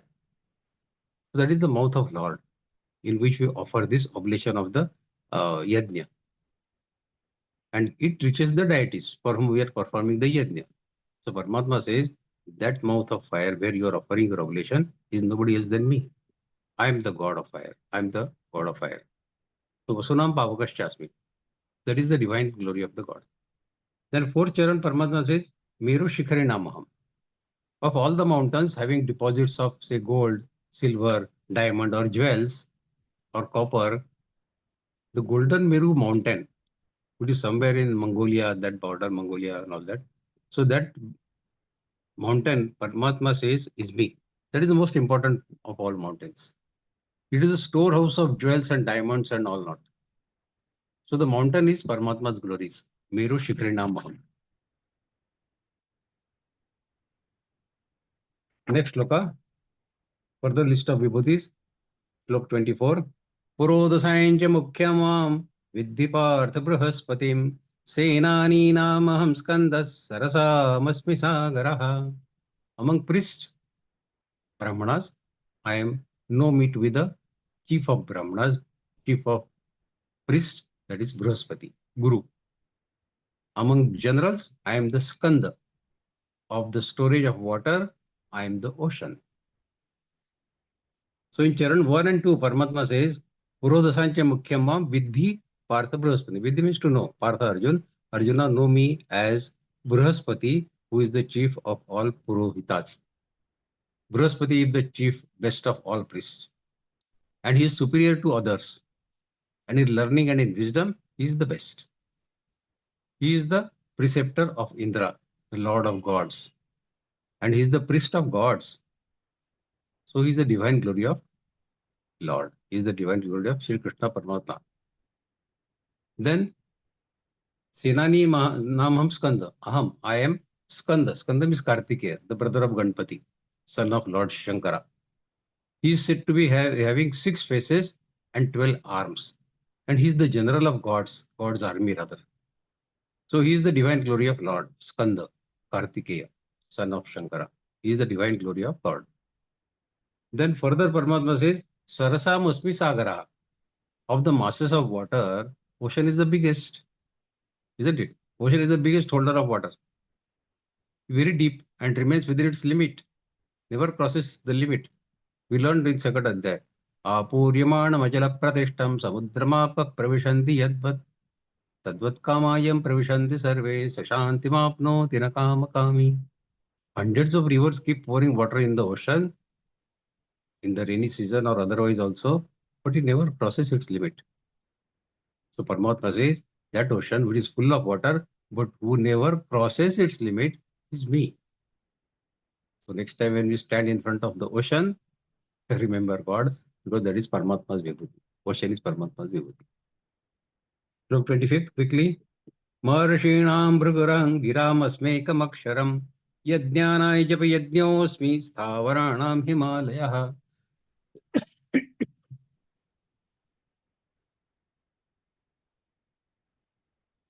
Among great seers, Rishis, I am the Bhrigu. Of speech, I am the monosyllabic Om. Of sacrifices, Yajñas, I am the Japa Yajña. And the constant repetition of Lord's name. And of the immovable, I am the Stavaranam, I am the Himalaya. So among great seers, I am the Bhrigu. Bhrigu is a great devotee, possessing wisdom and glory. Great devotee of Lord Vishnu. Lord Vishnu holds a mark on his, of the foot of that Bhrigu Rishi on his chest. There is a story why Bhrigu kicked on his chest and all that. Let's not go into details of that story. But Bhrigu Rishi kicked Lord Vishnu on his chest, and Lord Vishnu very gloriously maintaining that footmark of Bhrigu. Lord says, he is my glory. Bhrigu is my glory. Then further Paramatma says, Giram Asmekam Aksharam. First the Om was revealed. Monosyllabic Om was revealed. Then came the Gayatri, the Vedic metric. It was revealed from Om, Gayatri. And then the Vedas were revealed from Gayatri. And then from Gayatri, the other scriptures, Puranas, everything came. So they were based on Vedas. So the Lord declares Om as his divine glory. We have understood the importance of Om in Geeta also. In other adhyas of Geeta, I mean, in Vishnu Sahasranam, of course, there are explanations about Om, but in Bhagavad Gita also. In 8th Adhyay, Lord says, who leaves the body and departs reciting this one syllable Om and dwelling me at that moment of time in that absolute aspect, he attains the supreme state. Om ityekaksharam brahma vyaharan mamanusmaran yah prayati tyajan deham sayati paramangatin. 8th Adhyay is very, very interesting. When we discuss 8th Adhyay, we will know all these things. And also in 17th Adhyay, Paramatma said that any sattvic karma like Yajna, Dana, Tapa, which is undertaken, it always begins with the utterance of Om. So this is the importance of Om. And Paramatma says that Om, Uma, creation, maintenance, and dissolution of universe is nothing but me. So Om is Paramatma's Vibhutis. That's why Om chanting is very, very important. Early in the morning after pranayam, people have the habit of chanting Om, Om, like that. So Om is Paramatma's Vibhuti. Further, now Yajnana Japi Yajñosmi. In all the Yajñas, in 4th Adhyaya, Paramatma has explained 12 types of Yajñas. In all yajnas, certain rules and regulations are to be followed, to be maintained, to be observed. And if there is any error in performing those rules and regulations mentioned in Vedas, in our scriptures, then there may be some harm if proper rules and regulations for performing yajna is not followed. But in the constant repetition of Lord's name, Japa Yajna, there is no question of any harm. And it cannot be it can be performed at any time and without any hard and fast rule. You can take God's name anywhere. In Marathi, there is a shlok. Aho yeta jata vadani vadata grasa grita घरी दारी शय्ये वरी रति सुखांचे अवसरी समस्तांची लज्जा त्यजनी भगवत चिंतन करी. You can take Paramatma's name yeta jata, coming, going, grasa grita, while eating your food, घरी दारी, where you are at home or you are outside, शय्ये वरी रति सुखांचे अवसरी, when you are sleeping, enjoying physical relationships, even that time is okay for taking Paramatma's name. Sukhanse avasari, whatever sukh you are enjoying, you can take Paramatma's name every single moment. There is no restriction. So Paramatma says that Japa Yajna is me. This is Lord Vibhuti. So when we take Nama Japa Paramatma, understand that we are reciting Paramatma's Vibhuti. Then further Paramatma says, Sthavaranam Himalaya. Among mountains, Himalaya is the highest and greatest. Okay, we know that. Moreover, being the abode of Rishis and Munis, we see many Rishis and Munis staying on Himalaya and doing their spiritual sadhana. So this is a place where seers, they perform their tapa, and Himalaya is very, very sacred, very pure, very pious. Even the rivers like Ganga and Yamuna, they emanate from Himalaya. So the Lord declares Himalaya as his divine glory. So next time when we happen to go for a tour to Himalaya, remember Paramatma, Himalaya is Paramatma's glory. We must remember that whatever distinction or attraction is there in the universe is of Lord. But if we think that the distinction is of that world, of that particular item, then we get entangled in the worldly things. Instead of that, we have to get entangled with the Paramatma. And the purpose of Vibhuti Yoga is only that, to get attached to Paramatma and to get disconnected from the material world. Don't get attached to Himalaya. Himalaya is like a mountain. But when Paramatma says it is my glory, remember Paramatma. So if he knows the reality that the distinction is of the this entire eternal world, not of the perishable world, then he will think of only the Lord. And he will develop love for the Lord. When we start looking Lord everywhere, now we have seen sun, moon, ocean, Himalaya, everything is Lord. When we think of all these things, day in and out, and if we start remembering Lord, then we definitely develop love for the Lord, isn't it? So this is the purpose of Vibhuti Yoga, to develop the love for Lord wherever we see in this cosmos, in this universe. Let us continue with Shlok 26 and then we'll stop for the day. Ashvatha sarvrkshanam devarshinaim janaradah gandharvanai chitradha siddhanam kapilo munehe. Ashvatha, the people, the holy fig tree. Every other tree can grow under that Ashvatha vriksha. Spiritually, this tree is considered very auspicious. Ashvatha tree, people tree. In 15th Adhyay, Paramatma says in Purushottam Yoga, Urdhvamulam Shakam Ashvatham Prahuravyam. The Lord compares this tree with the world, Ashvatha tree. Because this material and mundane world, human body, is vast. It is compared with the human body also. And spreading all over like the Ashvatha tree. It can grow, Ashvatha tree, people ka jhad, it can grow even on a very hard surface. We see many buildings, there is some gap between the two tiles and you will see the people jhad coming there. It can come on the roof, it can come on the walls, it can come on mountain, any surface it can grow. This is the beauty of Ashvatha Vriksha. It is very Ayurvedic also. It is a medicinal plant. It is said to cure several diseases.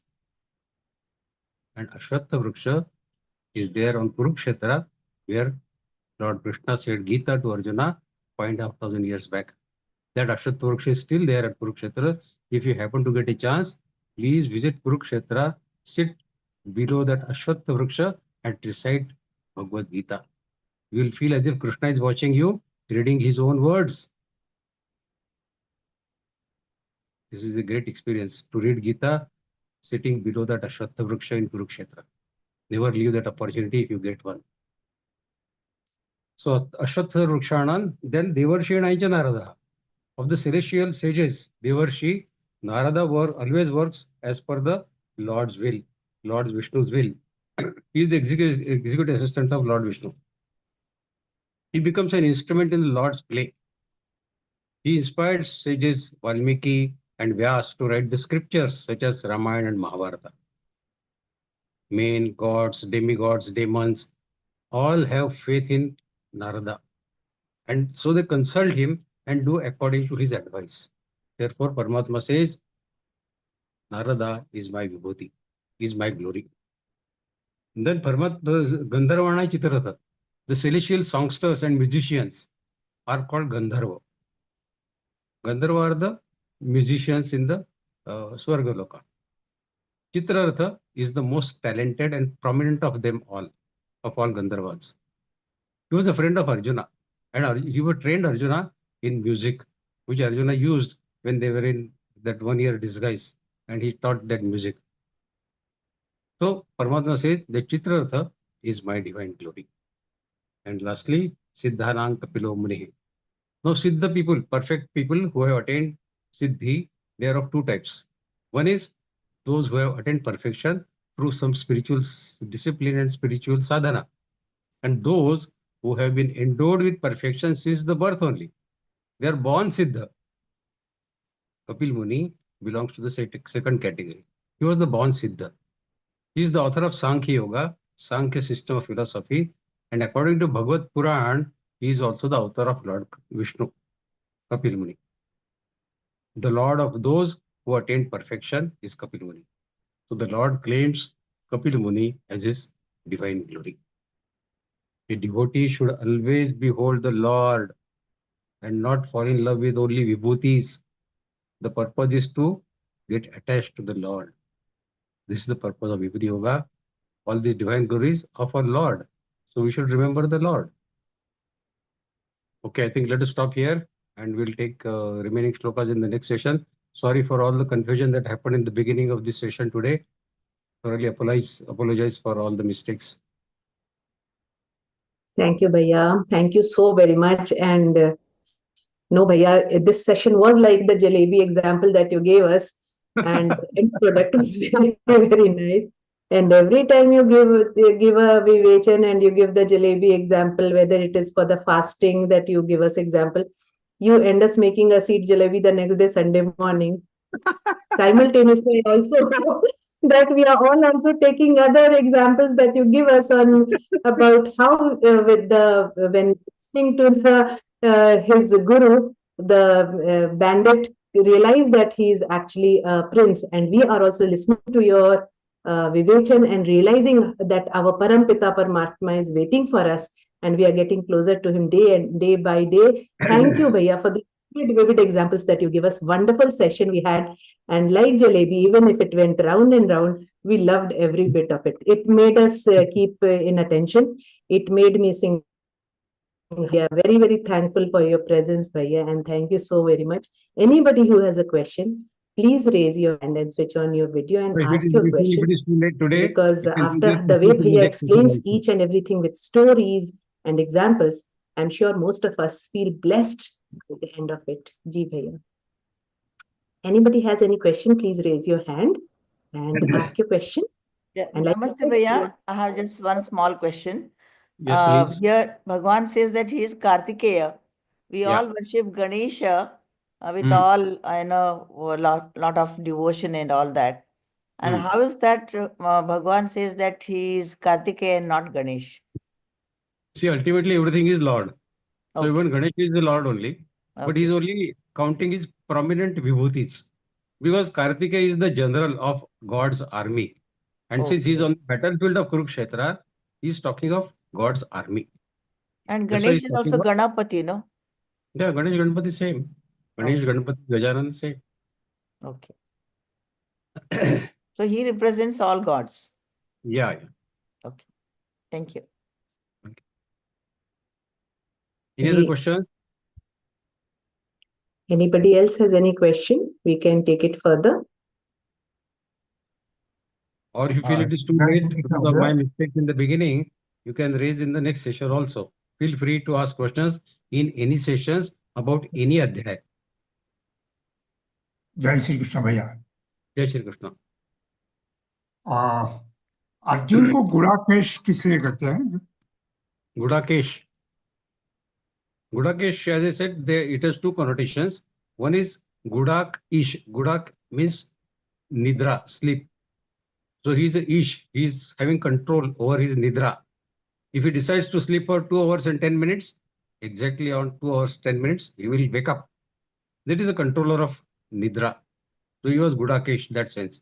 And Guda and Kesh. Guda is curly and Kesh is hair. So one who has curly hair is also Gudakesh. Now Arjuna is both is Gudakesh. He had control over his sleep and he also had wonderful curly hair. So he is Gudakesh. Thank you दादा, धन्यवाद। धन्यवाद.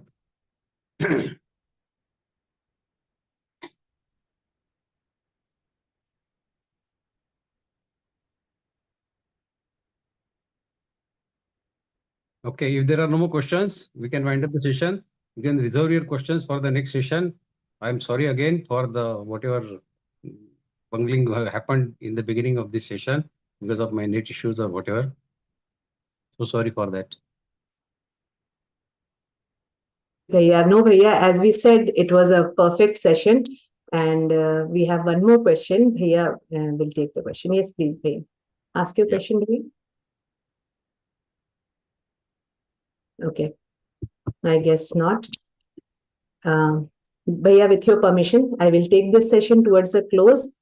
And I will feel in my duty if I do not thank all the people working behind the scenes, even when we were going through the internet connection problem from your end. So many people were helping us to get you back on the session. So thank you, Bhaiya, and all the people working behind the tech team, our Srinivas Bhaiya, Anshuman Bhaiya, everybody, thank you so very much for letting this session happen so beautifully. Also, I would now like to thank the sadhaks who sat with me, sang the bhajan, kirtan with me, and thank you for giving us this opportunity to serve you all, because of you all, Bhaiya comes every week and he explains each and every shloka so beautifully and makes it friendly to us and makes bringing Geeta ji to life so easy, because this is what our Param Pujya Gurudev has said: read Geeta, teach Geeta, and live Geeta. And slowly we are trying to live Geeta, one shlok at a time, one vibhuti at a time. Bhaiya has made us realize that it is not about enjoying these things, but realizing presence of Shri Bhagwan in these small things. Every day when we will see sun, we will remember what Vikas Bhaiya has told us, presence of Shri Bhagwan. When we go to Himalayas for our vacations and snow skiing and etc., we'll remember this is the presence of Shri Bhagwan. Thank you, Bhaiya. I will take the session towards the end and I will call Radhakrishnan Bhaiya, who's from Pune. He joined Geeta Pariwar in July of 2023 and currently giving seva as Tech and GC to offer this entire session to the lotus feet of Lord Shri Krishna himself. Ji Bhaiya, please take this session towards the closure. Unmute yourself. Radhakrishnan Bhaiya, please unmute yourself. जय श्री कृष्ण सभी को। योगेशं सच्चिदानन्दं वासुदेवं व्रजप्रियं धर्मसंस्थापकं वीरं कृष्णं वन्दे जगद्गुरुं श्रीकृष्णं वन्दे जगद्गुरुं। जय Shri. Thank you, Bhaiya, for this wonderful prayer. Now, when we need Bhakti and Shakti, we go towards Sri Hanuman himself. So let's sit together in this chant Hanuman Chalisa and then bring this session to a close. Srinivas Bhaiya, can you please play Hanuman Chalisa for us?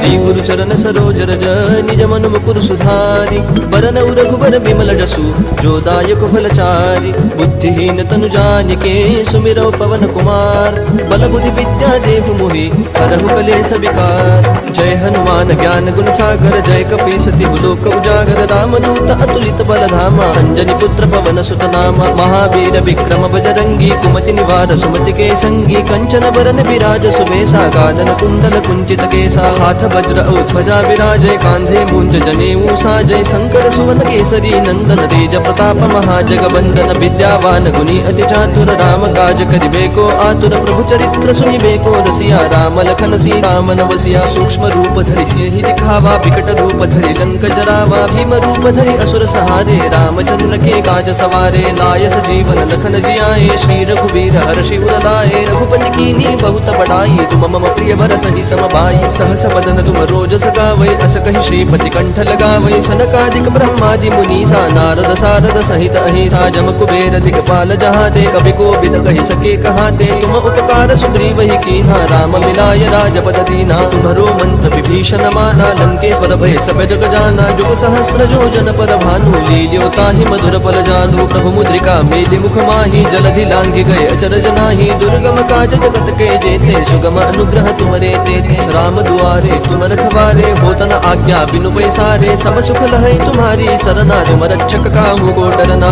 आपन तेज समारो आपै तीनों लोक हाकते कापै भूत पिशाच निकट नहीं आवै महावीर जब नाम सुनावै नासै रोग हरै सब पीरा जपत निरंतर हनुमत बीरा संकट ते हनुमान छुड़ावै मन क्रम वचन ध्यान जो लावै सब पर राम तपस्वी राजा जिनके काज सकल तुम साजा और मनोरथ जो कोई लावै सोई अमित जीवन फल पावै चारों जुग प्रताप तुम्हारा है प्रसिद्ध जगत उजियारा साधु संत के तुम रखवारे असुर निकंदन राम दुलारे अष्ट सिद्धि नो निधि के दाता असबर दीन जानकी माता राम रसायन तुम्हारे पासा सदा रहो रघुपति के दासा तुम्हारे भजन राम को पावै जन्म जन्म के दुख बिसरावै अंत काल रघुवर पुर जाई जहाँ जन्म हरि भक्त कहाई और देवता चित्तन धरई हनुमत से सर्व सुख करई संकट कटई मिटई सब पीरा जो सुमिरई हनुमत बल बीरा जय जय जय हनुमान गोसाई कृपा करहु गुरुदेव की नाई जो सत बार पाठ कर बोई छूट ही बंदी महासुख होई जो यह पढ़ हनुमान चालीसा होय सिद्धि साखी गौरी सा तुलसीदास सदा हरि चेरा की जय नाथ हृदय महडेरा पवन तनय संकट हरन